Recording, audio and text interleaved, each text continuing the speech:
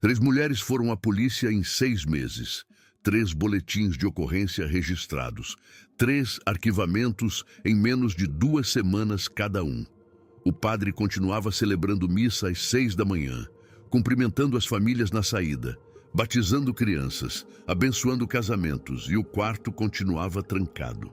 A cidade de Ribeirão Preto, no interior de São Paulo, tinha aquele tipo de silêncio que não é ausência de barulho.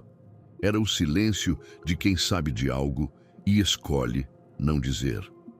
O silêncio que se instala quando uma estrutura de poder é antiga o suficiente para que as pessoas ao redor dela tenham aprendido que falar tem custo e calar tem conforto. Uma cidade católica, com suas procissões e novenas, com suas redes de comadres e compadres, com seus párocos que eram, para muitas famílias, mais do que religiosos. Eram intermediários, eram testemunhas de uma vida inteira, eram os homens que seus avós haviam respeitado e que, por extensão, eles também respeitavam sem questionar muito. O padre Ezequiel Monteiro dos Santos tinha 58 anos e estava à frente da paróquia de São Benedito havia quase 18. Não era o pároco mais famoso da cidade, não dava entrevistas, não tinha aspirações políticas declaradas. Mas era o tipo de homem cuja influência se media pelo que ele conseguia resolver, não pelo que dizia em público. Uma carta sua a um juiz rendia a atenção. Uma visita sua a uma família em crise resolvia disputas que um advogado levaria meses para encaminhar. Ele era, em linguagem simples, um homem que entendia que poder não precisa de microfone para existir. O quarto ficava nos fundos da casa paroquial, separado do corredor principal por uma porta de madeira pesada com ferrolho externo. Ninguém que trabalhava na paróquia havia entrado ali nos últimos 4 anos. A faxineira, que havia limpado o espaço antes de ele ser trancado, disse que era um depósito. O sacristão, que havia tentado uma vez abrir a porta pensando ser um armário de material para a missa, levou uma reprimenda seca do padre que ele descreveu anos depois como desproporcional, como a reação de alguém que havia sido tocado num ponto que ele não sabia que existia. A primeira mulher que foi à polícia se chamava Ritinha, 32 anos, mãe de 2 filhos, que participava do grupo de catequese da paróquia. Ela tinha sido chamada ao escritório do padre para uma conversa sobre a situação financeira da família, que passava por dificuldades. O padre havia oferecido ajuda, havia dito que a paróquia tinha um fundo de auxílio para famílias em situação de vulnerabilidade que ele poderia encaminhar. A conversa havia sido no escritório, de porta aberta. Mas depois havia continuado. E depois havia uma segunda conversa, e uma terceira, e em algum momento Ritinha percebeu que algo havia mudado na natureza das conversas. Percebeu que havia sido conduzida para uma situação que ela não soube nomear imediatamente, mas que a fez chegar em casa naquelas noites com o estômago revirado e a sensação de que havia perdido algo que ela não conseguia identificar. Ela foi à polícia. O delegado ouviu com paciência e disse que precisava de provas concretas. 2 semanas depois, o boletim havia sido arquivado por insuficiência de elementos. A segunda mulher se chamava Conceição, 44 anos, viúva, que ia à missa todos os domingos e era voluntária na distribuição de alimentos da paróquia. A história dela era diferente nos detalhes, mas idêntica na estrutura. O padre havia se aproximado em um momento de fragilidade, havia oferecido suporte, havia criado proximidade através de conversas que pareciam pastorais, mas que tinham uma direção. E quando Conceição percebeu onde estava sendo levada, tentou se afastar. O afastamento havia sido recebido com uma frieza que ela descreveu como ameaçadora, não por palavras ditas, mas por uma mudança de postura do padre que ela sentiu como um aviso. Ela também foi à polícia. O boletim foi registrado, arquivado, e dessa vez em 11 dias. A terceira mulher não foi à polícia, foi ao bispo auxiliar da diocese. O bispo a recebeu, ouviu com atenção, pediu que ela deixasse tudo por escrito. Ela deixou. A carta sumiu. O bispo nunca respondeu. Essas 3 histórias chegaram a Lúcio Flávio, de maneiras diferentes e em momentos diferentes. A primeira chegou por uma mulher que trabalhava num armazém e que era prima de Ritinha. A segunda chegou por um homem que havia sido amigo de infância de Conceição e que frequentava os mesmos espaços que Lúcio Flávio frequentava quando estava em Ribeirão Preto, que era com alguma frequência, por razões que não precisam ser detalhadas aqui. A terceira chegou da forma como coisas que foram enterradas chegam às vezes, por alguém que trabalhou dentro da diocese e que guardou uma cópia da carta antes de ela sumir. Lúcio Flávio ouviu as 3 histórias separadas. E então ficou quieto por algum tempo, como fazia quando estava processando algo que tinha mais camadas do que parecia na superfície. O que o incomodou não foi apenas o padrão, embora o padrão já fosse suficiente para justificar a atenção. O que o incomodou foi o quarto. Havia algo no quarto trancado que não encaixava com o perfil de um homem que operava apenas através de conversas e aproximações graduais. Um homem que só usava a palavra como ferramenta não precisava trancar um cômodo por 4 anos e reagir de forma desproporcional quando alguém tentava abri-lo. Havia algo físico naquele espaço. E esse algo físico era o centro de tudo. Lúcio Flávio passou os dias seguintes fazendo o que sabia fazer, mapeando, não investigando no sentido formal, não coletando provas para apresentar a um tribunal, mapeando o território humano ao redor do problema. Quem entrava na paróquia regularmente, quem havia saído, quem havia sido demitido ou afastado, quem havia mudado de comportamento nos últimos anos, quem devia favor a quem. O sacristão se chamava Antônio, 61 anos, e havia trabalhado na paróquia por 23 anos, os últimos 18 deles sob o padre Ezequiel. Era um homem que havia aprendido a fazer o seu trabalho e não fazer perguntas, o que é uma estratégia de sobrevivência válida dentro de qualquer instituição de poder, mas que deixa marcas. Marcas na forma como a pessoa fala de certas coisas, pausas em lugares onde não deveria haver pausa, mudanças de assunto que chegam cedo demais. Lúcio Flávio o encontrou numa tarde de quinta-feira, numa padaria próxima à paróquia. Não se apresentou como quem investigava coisa nenhuma. Conversou sobre a cidade, sobre o calor de outubro, sobre os preços das coisas.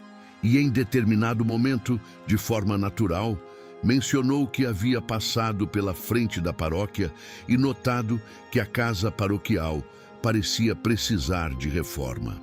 Antônio respondeu que sim, que havia muito tempo que a estrutura não recebia manutenção adequada. E então, com a causalidade de quem diz algo que estava guardado há tempo demais, acrescentou que havia partes da casa que o padre não deixava ninguém entrar para verificar. Lúcio Flávio não disse nada, deixou o silêncio trabalhar. Antônio continuou. Disse que havia um cômodo nos fundos que ele nunca havia entrado desde que o padre chegou. Disse que uma vez, há uns 3 anos, havia escutado um barulho vindo de lá de madrugada. Não soube explicar o barulho, não quis especular, mas disse que havia acordado com aquilo e não conseguido dormir mais. Era pouco, mas era suficiente para confirmar que o quarto tinha vida. Nas semanas seguintes, Lúcio Flávio trabalhou em 2 frentes simultaneamente. A primeira era documentar o padrão de abordagem do padre às mulheres vulneráveis da paróquia, o que já estava parcialmente mapeado pelas 3 histórias que tinha. Havia pelo menos outras 2 mulheres que ele havia identificado por relatos indiretos, mulheres que não haviam ido à polícia e que provavelmente não iriam, mas que tinham histórias que, se reunidas, formavam um quadro inequívoco de comportamento sistemático e predatório. A segunda frente era o quarto. Para o quarto, ele precisava de alguém que tivesse acesso legítimo à estrutura física da casa paroquial. Alguém que pudesse entrar sem levantar suspeitas. Levou algum tempo para encontrar essa pessoa, porque as pessoas com esse tipo de acesso geralmente estavam dentro da rede de influência do padre ou tinham aprendido, como Antônio, que certas portas não se tocam. A pessoa que encontrou foi um encanador que havia feito serviços na paróquia 2 anos antes e que havia sido chamado pelo padre para verificar um vazamento no banheiro que ficava próximo aos fundos da casa.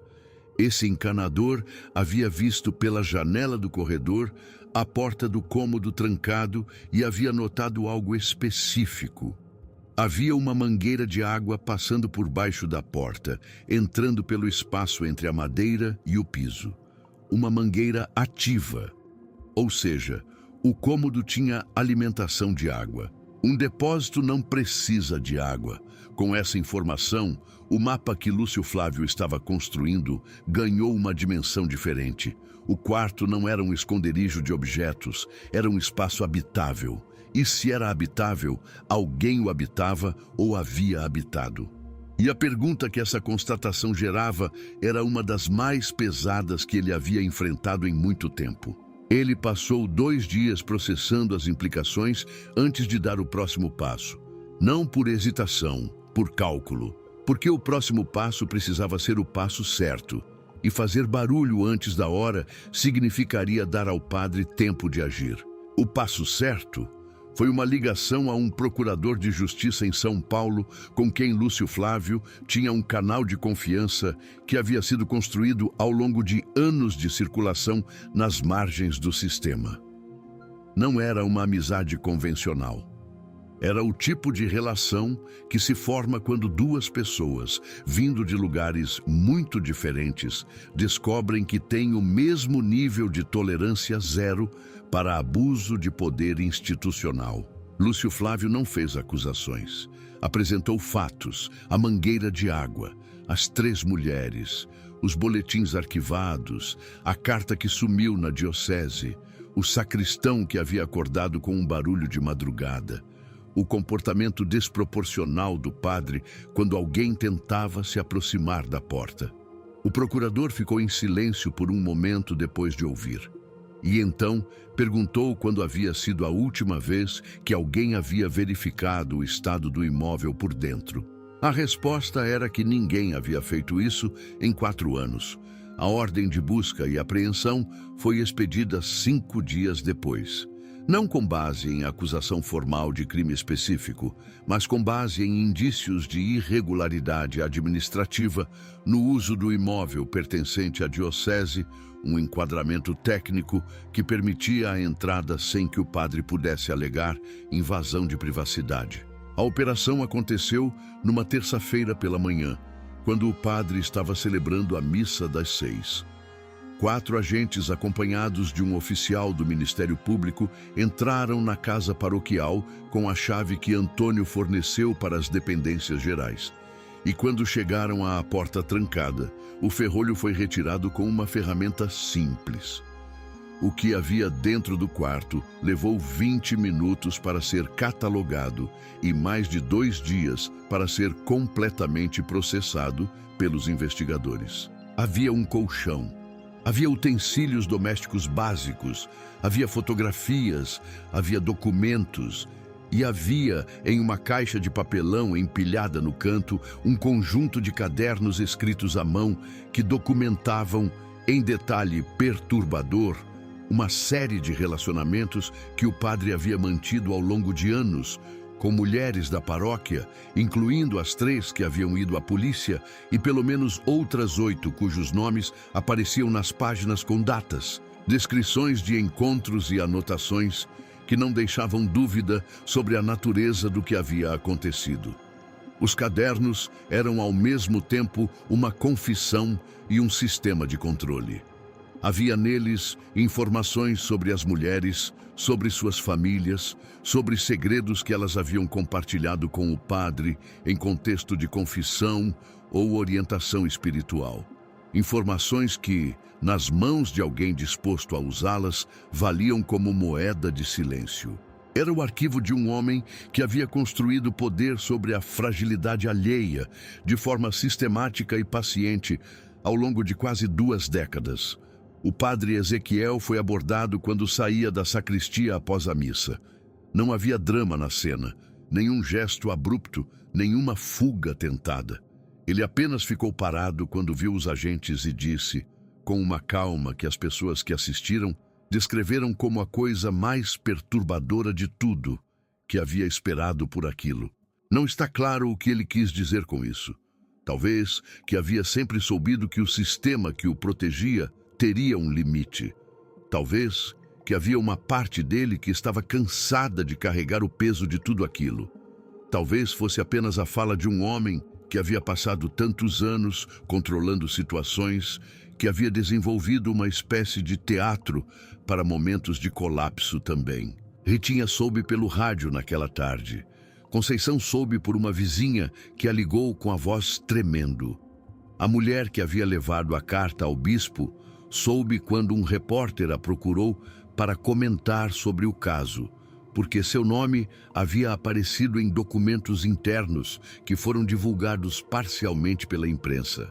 As outras 8 mulheres cujos nomes estavam nos cadernos souberam de formas variadas, em momentos variados, e cada uma delas teve que lidar com a notícia de uma maneira que não cabe ser descrita aqui, porque o processo de cada pessoa, ao descobrir que um abuso que ela havia sofrido foi finalmente nomeado e reconhecido, é um processo que pertence a ela. O que cabe dizer é que os boletins de ocorrência que haviam sido arquivados foram reabertos, que o Ministério Público Federal assumiu o caso, retirando-o da jurisdição local, que havia se mostrado comprometida, que a diocese iniciou um processo administrativo interno que resultou meses depois no afastamento do padre Ezequiel de todas as funções, embora o processo canônico tivesse seus próprios tempos e sua própria lentidão, que nem sempre coincide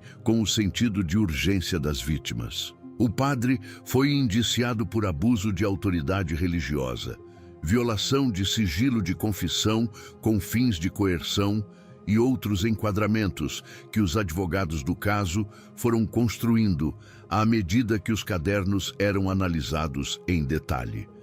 O processo criminal correu durante anos, com os recursos habituais de quem tem meios para prolongar, e o desfecho final foi uma condenação parcial que nenhuma das mulheres envolvidas considerou suficiente. Mas a diocese abriu o quarto, e o quarto falou. Lúcio Flávio não estava em Ribeirão Preto quando a operação aconteceu. Havia partido 2 dias antes, depois de fazer a ligação ao procurador e de ter a confirmação de que o processo estava em movimento. Não era o tipo de presença que ficava para ver o resultado. Era o tipo que entendia que resultados têm suas próprias vidas depois que os mecanismos são acionados, e que a sua presença na cena final não adicionava nada ao que as mulheres precisavam. Ritinha, anos depois, em uma conversa com a prima que havia intermediado o primeiro contato, disse que nunca soube o nome do homem que havia dado início a tudo. A prima disse que ele preferia assim.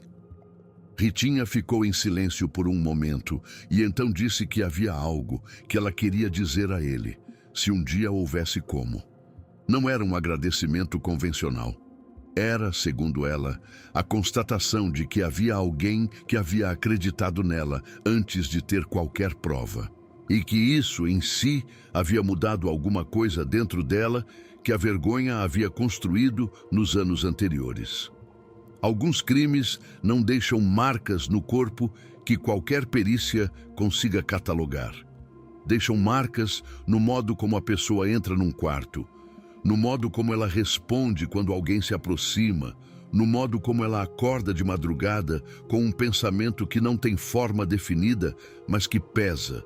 E a única forma de começar a desfazer esse tipo de marca é quando alguém de fora, alguém que não tem nada a perder na situação, olha para o que aconteceu e diz: isso foi real.